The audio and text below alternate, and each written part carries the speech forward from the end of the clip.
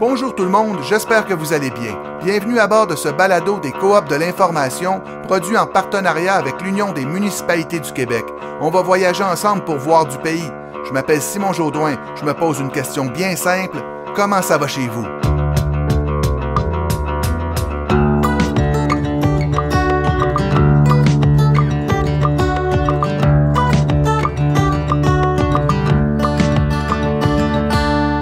Vous savez à quel point c'est agréable d'aller se promener sur les routes du Québec. Les routes sur lesquelles on va sans doute aller rouler de plus en plus en voiture électrique pour aller contempler les très beaux paysages. Or, ces paysages sont peut-être appelés à changer justement parce qu'on va se déplacer avec des voitures électriques. Car voyez-vous, pour fabriquer ces véhicules, ça prend évidemment des batteries, et des batteries qu'on fabrique avec des métaux comme le graphite et le lithium. Et ces métaux-là, on en trouve beaucoup dans le sud du Québec. Soit dit en passant, si vous pensiez que le nord du Québec, ça commence à la Porte du Nord, sur l'autoroute 15, entre Saint-Jérôme et Saint-Sauveur, eh bien, vous êtes dans l'erreur. Le nord du Québec, c'est beaucoup plus haut que ça. Dans les Laurentides, même les Hautes-Laurentides, en Outaouais ou en Mauricie, dans toutes ces régions-là, vous êtes encore dans le sud du Québec, là où c'est développé, où il y a des gens qui habitent, il y a des parcs nationaux ou régionaux, des citoyens ont des terrains, ils habitent autour des lacs. Or, voyez-vous, avec cette ambition d'électrifier les transports, eh bien, on voit apparaître de plus en plus ce qu'on appelle des claims miniers.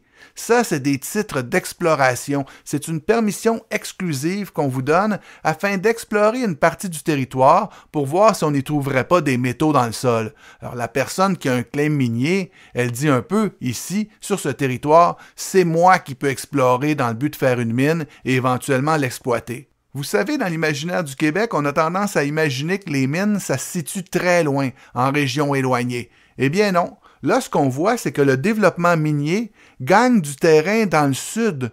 Et là où il y a un souci, c'est que les résidents, mais ils s'en rendent pas nécessairement compte. Il pourrait y avoir un claim minier sous vos pieds sans que vous ne le sachiez. Et ça, c'est arrivé, écoutez-moi bien, car c'est quand même un peu curieux, à Marie-Claude Provost. Elle est directrice du parc régional Kiamika. Vous voyez, c'est quoi un parc régional? C'est un endroit qu'on veut protéger, un milieu naturel où on a envie de se promener, de s'amuser, de camper. C'est un lieu de villégiature. Or, elle s'est rendue compte que dans son parc régional, eh bien, il y a justement ça, un claim minier. J'ai reçu un courriel, puis je vois qu'il y a en copie le ministère des Ressources naturelles et chargé de projet Norton Graphite. Puis là, lui, il me propose de le rencontrer en s'annonçant qu'il va être mon nouveau voisin. Donc, moi, je savais qu'il y avait des claims miniers aux alentours du parc. Puis là, la ville m'annonce qu'il y a eu un claim de renouvelé. Là, j'étais là, ben voyons, ça se peut pas, il est à 200 mètres, tu sais. Fait que là, j'appelle le ministère des Ressources naturelles. Non, non, il y a le droit. Bon, parfait. Fait que là, je vais rencontrer l'auteur du courriel, Monsieur Théberge. Là, il commence, il me montre le claim. Je dis, bon, ben, vous êtes dans le parc. Fait que vous n'êtes pas voisins, tu sais, mon premier réflexe, ça a été de lui dire, ben vous n'êtes pas voisins, vous êtes dans le parc. Puis là, il me dit, ah ben je vais te montrer, on va pas utiliser le chemin des clients, tu vas être contente, on va utiliser les chemins forestiers. Fait que là, moi, je regarde la carte, je dis, OK. J'ai dit, ben voulez-vous, je vais vous montrer quelque chose. Fait que j'ai sorti ma carte, puis les chemins forestiers, je lui dis, vous êtes dans mes sentiers de motoneige, vous êtes dans mes sentiers de raquettes et de ski. J'ai dit, Monsieur Théberge, j'ai dit, moi, ça va me faire plaisir de collaborer avec vous. Mais avant de collaborer, j'ai dit, c'est certain que je vais tout faire pour pas qu'il y ait de mine. Cette histoire qui se passe dans les Hautes-Laurentides, elle se passe aussi un peu partout au Québec. Alors si vous voulez, venez avec moi. On va descendre un peu plus au sud-ouest. On va aller rencontrer Benoît Lauzon, le maire de Tursault, préfet de la MRC de Papineauville. C'est en petite nation, sur le bord de la rivière des Outaouais. C'est lui qui pilote le dossier de l'intégration des activités minières pour l'Union des municipalités du Québec. Et depuis quelques années, il se rend compte que la loi des mines cause pas mal de surprises aux résidents de sa région. Eux aussi, ils découvrent qu'il existe des claims miniers pas très loin de leur terrain. Bien, la loi, ce qu'elle dit, quand on prend un claim minier, là, dans les 2 années suivantes, on doit faire de l'exploration. Ça fait qu'on doit investir, on doit aller voir ce qu'il y a dans le sous-sol du territoire où on a claimé. Puis, dans certains territoires, on a vu de l'exploration commencer. Ce qui fait en sorte que ça a ça a donné une crainte à certains citoyens qui sont allés plus loin. On sait qu'on peut aller sur le site du gouvernement du Québec pour voir où sont les claims. Puis les citoyens se sont mis à faire des recherches pour s'apercevoir que des terres publiques, puis même des terres privées, des terrains de citoyens, qui font partie de claims miniers aujourd'hui. C'est une inquiétude pour une communauté comme la nôtre qui connaît pas beaucoup cette industrie. Ça peut être des citoyens, par exemple, qui voient un camion passer, des gens avec des casques jaunes qui commencent, ils les voient dire « Qu'est-ce que vous êtes en train de faire? Oh, on fait de l'exploration minière. » Ça se passe comme ça? Et ça se passe comme ça. Les gens posent des questions aux travailleurs qui sont là. Puis ils disent on fait de l'exploration minière.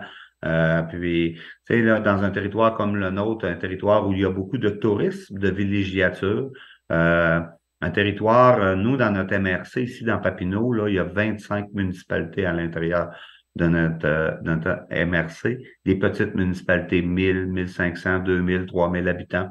C'est des petits villages champêtres où tout le réseau routier passe à l'intérieur de ces petites municipalités-là, qui se sont développées au fil des ans avec l'économie, l'industrie forestière, avec le tourisme, avec la villégiature, ce qui fait en sorte qu'aujourd'hui, il y a une grande inquiétude dans plusieurs régions, pas seulement dans la nôtre, là, mais dans plusieurs régions du Québec. Il y a de l'inquiétude, sans doute aussi parce qu'il y a beaucoup d'incertitudes. Comprenez un peu l'impasse dans laquelle on se retrouve, comme le maire de Tursault. D'un côté, on veut bien, collectivement, participer à l'électrification des transports. Il y a aussi des enjeux économiques qui ne sont pas négligés. Une mine, c'est probablement aussi synonyme d'emploi. Mais en même temps, il y a tous les milieux naturels et nos milieux de vie qu'on veut protéger. On se retrouve un peu au carrefour de tous ces intérêts et on se demande un peu comment on va s'en sortir. Je pense que c'est une belle vision d'aller vers l'électrification des transports, de positionner le Québec à cet effet-là, parce que c'est un moteur économique important, l'industrie minière. Par contre, il faut bien le travailler. Puis, à partir de la vision du gouvernement, on a vu l'industrie de lever la main puis de dire, mais nous, on a de l'intérêt, on va aller voir ce qui se passe au Québec. Puis, dans certaines régions, comme ici, en Outaouais, dans les Laurentides de la Naudière, mais du graphite, c'est un métaux recherché. Il y en a à plusieurs endroits. Ça veut dire que l'industrie minière a pris des claims, a pris des droits miniers un peu partout sur nos territoires. Puis c'est ce boom-là qu'on vit présentement, là. Regarde, notre territoire, il est tapissé rouge, là. Si on met les claims miniers en rouge sur nos territoires, c'est tapissé en rouge présentement. Le territoire est tapissé en rouge. C'est ça qui est curieux dans toutes ces histoires. C'est justement qu'on se rend compte à un moment donné que sous nos pieds, il existe déjà des claims miniers et qu'on l'ignorait. Alors d'un côté, c'est un voisin qui surveille les sites Internet pour voir s'il n'existerait pas justement un claim minier en dessous de ses pieds. Un autre, eh bien, il voit un travailleur arriver avec un casque jaune qui travaille dans le bois, il lui demande qu'est-ce que vous faites là et il apprend qu'il fait de l'exploration minière. À telle enseigne qu'on a vraiment l'impression que cette information-là, elle est dissimulée, ou en tout cas, elle n'est pas communiquée au premier chef, à ceux qui sont concernés. Pour me la demander, la chercher, nous, c'est les associations de lacs sur nos territoires, c'est des résidents qui nous ont donné l'information en disant « Hey, avez-vous vu sur votre territoire, il y a beaucoup de claims miniers qui se prennent depuis les dernières années. » Ça fait qu'on a commencé à suivre le dossier à partir de ce moment-là. Mais je pense que c'est un manque de communication, de transparence, parce que l'aménagement et l'occupation du territoire, c'est une compétence municipale. À savoir ce qui peut se faire sur nos territoires, c'est une compétence municipale. Puis cette compétence-là doit être respectée. Marie-Claude Provost, qu'on a entendu tout à l'heure, celle qui est directrice générale du parc Kiamika dans les Hautes-Laurentides. Aménager le territoire, c'est un peu ça qu'elle est en train de faire. Elle veut fabriquer des chalets, des sites de camping, des endroits pour s'amuser. Or, elle, ce manque de communication-là, elle le constate aussi entre les ministères eux-mêmes. Notre projet est financé à 1,1 million par le gouvernement du Québec lui-même, via le ministère du Tourisme, qui dit « Moi, je crois à votre projet, je crois aux retombées, je vous donne 1,1 million. » Le même gouvernement, dans un ministère différent, octroie des titres miniers à quelqu'un pour développer une mine de graphite. On arrive ici au cœur du problème. Marie-Claude Provost, pour développer le projet du parc Kiamika, Elle a reçu beaucoup d'appui de la communauté. Il y a des instances publiques, comme un ministère qui finance son projet, des acteurs locaux aussi. Bon, implanter un parc régional, ça prend un gros effort de mobilisation. Il faut que je vous explique quelque chose. En 2016, on a modernisé la loi des mines pour y introduire la notion de territoire incompatible avec l'activité minière, les TIAM. Théoriquement, une MRC peut choisir de déclarer qu'une portion de son territoire n'est pas propice à l'exploitation d'une mine. Sauf que les critères à remplir manquent de souplesse. Ils ne tiennent pas compte des particularités de chaque coin de pays et des volontés locales. Dans Vaudreuil-Soulanges, par exemple, aussi curieux que ça puisse paraître, c'est le mont Rigaud que les instances locales n'arrivent pas à mettre à l'abri de la loi des mines. Et dans le cas du parc Kiamika, de toute façon, le claim avait été acheté avant que les nouvelles règles entrent en vigueur. Bien encore là, c'est la loi des mines qui a préséance sur la volonté locale. Alors, qu'est-ce qu'il reste pour se faire entendre? C'est là qu'entre en scène le concept d'acceptabilité sociale. Vous allez souvent entendre ça. Il n'y aura pas de mine s'il n'y a pas d'acceptabilité sociale. Autrement dit, si les gens n'en veulent pas. D'abord, ce principe n'a pas force de loi, mais en plus, c'est un peu fonctionné à l'envers. Pourquoi autoriser l'exploration minière à des endroits où la communauté a déjà clairement fait comprendre qu'une mine serait inacceptable? Moi, j'aimerais ça parler à François Legault puis demander c'est qui l'acceptabilité sociale, tu sais. Quand la municipalité a dit qu'elle n'en veut pas, les citoyens disent qu'ils n'en veulent pas, le parc où tu veux le faire, tu sais, qu'est-ce qu'il me répondrait? Il peut pas, tu sais, je veux l'avoir un à un, là, puis demander la question. Il peut pas se défiler ou parler d'une autre chose, là. Je vais revenir avec ma question. Qu'est-ce qu'il me dirait? C'est qui, ça, l'acceptabilité sociale? Ben oui! Tu sais? Vous l'entendez bien, on sent un peu d'exaspération dans la voix de Marie-Claude Provost, et c'est sans doute le résultat des problèmes de communication que nous évoquions plus tôt. Alors, question de rassurer tout le monde, on peut se demander s'il ne faudrait pas revoir la loi des mines afin que l'acceptabilité sociale soit considérée en amont du processus d'exploration minière, au sein des communautés d'abord, plutôt qu'en dernière instance comme on le fait présentement, ce qui cause pas mal d'inquiétudes. Il faut revoir cette loi-là. C'est une loi qui fait du mur à mur pour le Québec. Puis sûrement, vous vous êtes déjà promené au Québec, là. Quand on est en Abitibi, en Gaspésie, au Lac-Saint-Jean, en Outaouais ou en Estrie, il n'y a pas un territoire qui se ressemble. Il n'y a pas un territoire qui s'est développé de la même façon. Puis le gouvernement du Québec doit avoir un respect de ça. C'est notre richesse au Québec, la façon dont le Québec s'est développé. Puis on est d'accord avec le fait qu'il faut aller vers une acceptabilité sociale au niveau de l'industrie minière. Mais moi, j'y irais beaucoup plus loin que ça. Je pense que la loi, pour l'arrivée de l'activité minière, il faut avoir une acceptabilité sociale, il faut avoir une acceptabilité économique, puis il faut avoir une acceptabilité environnementale. C'est extrêmement important pour notre Québec. Vous me parlez d'acceptabilité économique et il faut que je vous pose la question. Dans une région comme la vôtre, en petite nation, on sent bien que la beauté des paysages, ça a pris beaucoup de valeur, si je peux le dire comme ça. Il y a le Parc national de Plaisance, qui est administré par la CEPAC. Il y a tout le site de la North Nation Mills, qui borde les chutes de Plaisance, qui va d'ailleurs être annexé au Parc national. Bref, le tourisme, la nature, c'est un vecteur de croissance économique important. Et est-ce qu'avec l'exploitation minière, il n'y a pas, comment dire, un enjeu de réputation? C'est un enjeu de réputation, c'est certain, là, puis je pense que vous l'avez bien énuméré, là, la rivière des Outaouais, la CEPAC, là, le parc de Plaisance, le parc Papineau-Labelle, qui est un joyau aussi au Québec. Si on va dans les Laurentides, le parc du Mont-Tremblant, il y a des claims au parc du Mont-Tremblant. C'est des choses qui sont inacceptables à notre avis, mais qu'il faut être capable de protéger ça, puis il faut enlever cette inquiétude-là aux résidents, aux citoyens et citoyennes de chacun de nos territoires, eux qui sont venus s'installer, puis qui ont, avec nos arrière-grands-pères, nos grands-pères, nos parents, bâti nos régions, nos petites municipalités. Puis aujourd'hui, mais quand j'en parle à mon père qui a 84 ans, il trouve ça déplorable de voir où pourrait aller notre région. Tu sais, là, ces gens-là ont travaillé énormément fort pour y arriver. Puis je pense que le Québec s'est bien développé, c'est une richesse. Moi, je reçois des gens qui viennent de la Belgique. On fait des échanges avec la Belgique, là. C'est des gens qui adorent notre territoire, le vaste territoire qu'on peut avoir de la façon de nos belles montagnes, nos forêts, nos lacs.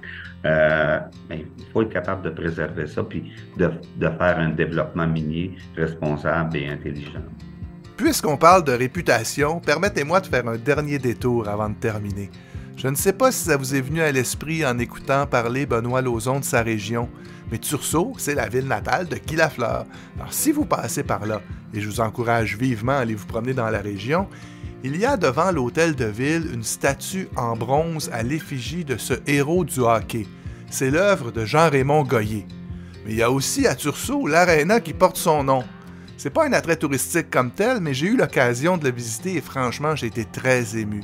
C'est un bâtiment qui peut sembler un peu fatigué, vétuste diront certains, mais qui a un charme sans pareil, une âme, une histoire. J'y vois en tout cas quelque chose de précieux à préserver et je me demande un peu comment on pourrait lui donner une deuxième vie. Alors je lance une idée comme ça, est-ce qu'on pourrait pas en faire un musée du hockey? Il y a plein d'options qui sont devant nous, puis il faut l'ensemble les regarder. Est-ce que c'est l'ensemble du bâtiment qu'on doit préserver? Puis je vais faire un parallèle, puis ça fait des années que je suis pas allé, là, mais le Forum de Montréal a toute une histoire également, là, depuis que le Canadien a déménagé au Centre Bell. Puis aujourd'hui, le Forum, on fait d'autres choses, mais ils ont quand même gardé l'histoire du Forum à l'intérieur. Qu'est-ce qu'on peut faire avec l'aréna Guy Lafleur? Le conseil municipal va se pencher là-dessus, mais se penche déjà. Il y a beaucoup de discussions, il y a beaucoup de suggestions qui nous sont données. Puis je peux dire que la population est fière de son vieil aréna. Puis la population désire beaucoup la garder. Et de quelle façon on va pouvoir le faire, on ne sait pas encore. Ah ouais, il faut garder les vieilles choses. Et surtout, dans le fameux vestiaire où il y a le signe du Canadien avec le Merci Guy, qui avait été peint par les enfants, autographié par Guy Lafleur. Ça, dans tous les cas, faudra le garder quelque part, ça. Ben absolument. Puis il y a beaucoup de gens qui nous parlent de musée, soit de musée pour Guy Lafleur ou ces choses-là. Puis quand tu connais l'homme, puis moi j'ai eu la chance de le côtoyer là, quand il venait à Tursault, passait au bureau ici, là, il venait, je peux aller jaser avec vous, monsieur le maire, puis il venait nous voir. Guy, c'était une personne terre à terre, hein. Puis Guy, le mot musée, aimait pas beaucoup ça. D'être capable de reconnaître l'homme puis sa carrière, ça, Guy était d'accord. Mais le mot musée, Guy était pas un fervent du mot musée. Puis je vais vous donner un parallèle, là. Quand on a fait le bronze, qui est en avant de l'hôtel de ville, le bronze était censé ressembler un peu à celui qui est au Centre Bell, qui était sur un socle avec le bronze de Guy dessus. Puis les premières discussions qu'on a eues avec Guy Lafleur, quand il est venu nous voir, il dit, moi, je veux pas être sur un trône. Je veux avoir les 2 pieds par terre, comme les gens de Tursault. Avoir les 2 pieds par terre. Et comme on parle de creuser dans le sol, c'est sans doute ce qu'on souhaite pour la suite des discussions. Alors c'est sur ces mots que nous allons nous quitter. Merci beaucoup d'avoir été au rendez-vous. Comment ça va chez vous? C'est une production des Coops de l'information en partenariat avec l'Union des municipalités du Québec. Si ces sujets de discussion et de réflexion vous intéressent, rendez-vous sur les sites de nos médias. Vous trouverez des compléments d'information, des liens vers des articles et d'autres références. Vous n'avez qu'à entrer l'adresse nousautres.ca dans votre navigateur pour nous trouver. Je vous invite aussi à vous abonner aux infolettres des 6 médias des Coops de l'information, Le Soleil à Québec, Le Droit à Gatineau, La Tribune à Sherbrooke, La Voix de l'Est à Granby, Le Quotidien à Saguenay et Le Nouvelliste à Trois-Rivières. C'est gratuit et vous allez recevoir à tous les jours des bouquets de nouvelles locales qui vont vous permettre de mieux comprendre ce qui se passe au Québec. Je m'appelle Simon Jaudoin et je vous dis portez-vous bien. À bientôt.